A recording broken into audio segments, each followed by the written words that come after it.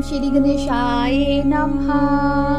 हर हर महादेव। रुद्र संहिता द्वितीय सती खंड। नारद जी के प्रश्न और ब्रह्मा जी के द्वारा उनका उत्तर। सदाशिव से त्रिदेवों की उत्पत्ति तथा ब्रह्मा जी से देवता आदि की सृष्टि के पश्चात एक नारी और एक पुरुष का प्रकट्य।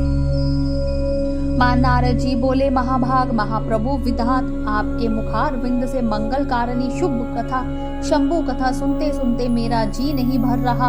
अतः भगवान शिव का सारा शुभ चरित्र मुझसे कहिए। संपूर्ण विश्व की सृष्टि करने वाले ब्रह्मदेव, मैं सती की कीर्ति से युक्त शिव का दिव्य चरित्र सुनना चाहता हूँ। शोभाशालिनी सती किस प्रकार दक्ष पत्नी के गर्भ से उत्पन्न हुई। महादेव जी ने विवाह का विचार कैसे किया। पूर्व काल में दक्ष के प्रति रोष होने के कारण सती ने अपने शरीर का त्याग कैसे किया। चेतनाकाश को प्राप्त होकर वे फिर हिमालय की कन्या कैसे हुई।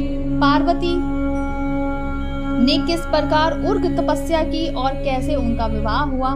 कामदेव का नाश करने वाले भगवान शंकर के आधे शरीर में वे किस प्रकार स्थान पा सकी। महामते, इन सब बातों को आप विस्तार पूर्वक कहिए। आपके समान दूसरा कोई संशय का निवारण करने वाला ना है ना होगा। ब्रह्मा जी ने कहा, सुनो मुने, देवी सती और भगवान शिव का शुभ यश परम पावन दिव्य एवं गोपनीयता से भी अत्यंत गोपनीय है। तुम वह सब मुझसे सुनो। पूर्व काल में भगवान शिव निर्गुण निर्विकल्प निराकार शक्ति रहित चिन्मय तथा सत्य और असत्य से विलक्षण स्वरूप में प्रतिष्ठित थे। फिर वे ही प्रभु सुगंध और शक्तिमान होकर विशिष्ट रूप धारण करके स्थित हुए।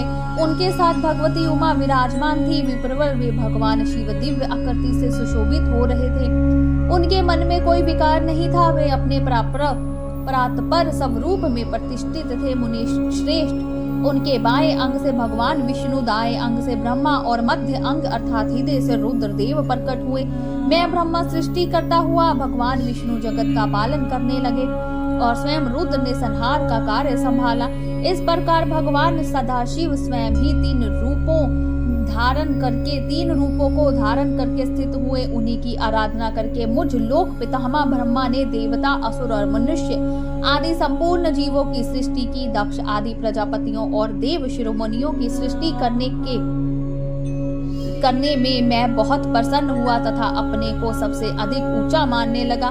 मुने, जब मरीचि, अत्रि, पुलह, पुलस्त्य, अंगिरा, कृतु, वशिष्ठ, नारद, दक्ष और भृगु इन महान प्रभावशाली मानस पुत्रों को मैंने उत्पन्न किया, तब मेरे हृदय से अत्यंत मनोहर रूपवल्ली एक सुंदरी नारी उत्पन्न हुई जिसका नाम संध्या था। वह दिन में क्षीण हो जाती, परंतु सारे काल में उसका रूप सौंदर्य खिल उठता था। वह मूर्तिमती साय संध्या ही थी और निरंतर किसी मंत्र का जाप करती रहती थी। सुंदर गोहों वाली वह नारी सौंदर्य की चरम सीमा को पहुंची हुई थी और मुनियों के भी मन को मोह लेती थी।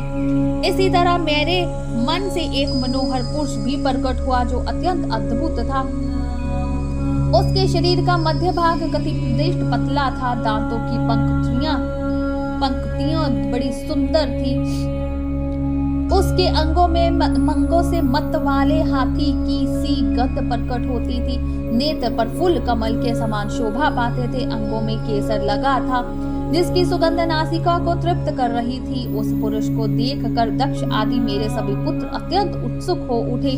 उनके मन में विस्मय भर गया था। जगत की सृष्टि करने वाले मुझ जगदीश्वर ब्रह्मा की ओर देखकर उस पुरुष ने विनय से गर्दन झुका दी और मुझे प्रणाम करके कहा। वह पुरुष बोला, ब्राह्मण, मैं कौन सा कार्य करूंगा। मेरे जो काम हो उसमें मुझे लगाइए, क्योंकि विधाता आज आप ही सबसे अधिक माननीय और योग्य पुरुष है। यह लोक आप से ही शोभित हो रहा है। ब्रह्मा जी ने कहा, भद्र पुरुष, तुम अपने इसी स्वरूप से तथा फूल के बने हुए 5 बाणों से स्त्रियों और पुरुषों को मोहित करते हुए सृष्टि के सनातन कार्यों को चलाओ। इस चराचर त्रिभुवन में ये देवता आदि कोई भी जीव तुम्हारा तिरस्कार करने में समर्थ नहीं होंगे। तुम छिपे रूप से प्राणियों के हृदय में प्रवेश करके सदा स्वयं उसके सुख का हेतु बनकर सृष्टि का सनातन कार्य चालू रखो। समस्त प्राणियों का जो मन है वह तुम्हारे पुष्पमय बाण का सदा अनायास अनायास ही अद्भुत लक्ष्य बन जाएगा और तुम निरंतर उन्हें मदमत्त किए रहोगे। यह मैंने तुम्हारे कर्म बताया है जो सृष्टि का प्रवृत्त होगा, और तुम्हारे ठीक ठीक नाम क्या होंगे इस बात को मेरे ये पुत्र बताएंगे। सूर्यश्रेष्ठ ऐसा कहकर अपने पुत्रों के मुख की ओर दृष्टिपात करके मैं क्षण भर के लिए अपने कमलमय आसन पर चुपचाप बैठ गया। बोलिए शंकर भगवान की जय, उमापति महादेव की जय, हर हर महादेव।